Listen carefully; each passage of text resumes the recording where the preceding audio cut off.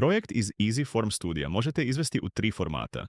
Krojna lista u Excelu, popis materijala te pojedina ploča kao slika. Pri izvozu krojne liste u Excelu dobit ćete potpun popis svih građevnih elemenata iz vašeg nacrta. Svaka stavka sadrži točne dimenzije, specifikaciju materijala s nazivom i debljinom te detaljne zahtjeve za kant traku, uključujući na koje će se rubove ploče nanositi.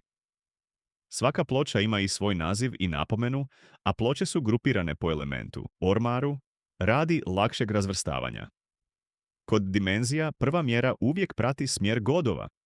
Na primjer, ako ploča mjeri 720 puta 600 mm, godovi idu duž duže stranice.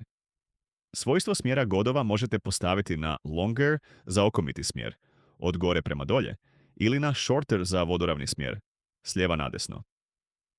Time se osigurava ispravno usmjerenje godova na izrađenim komadima.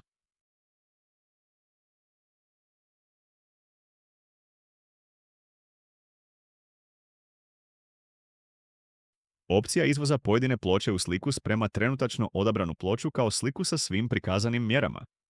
To je osobito korisno za pripremu CNC rezanja, a posebno pomaže kod složenih komada poput kuhinskih radnih ploča s izrezima.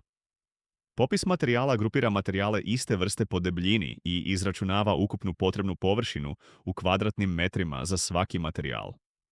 Te se informacije mogu koristiti za procjene cijene. Imajte na umu da ti izračuni ne uključuju otpake ni dodatne troškove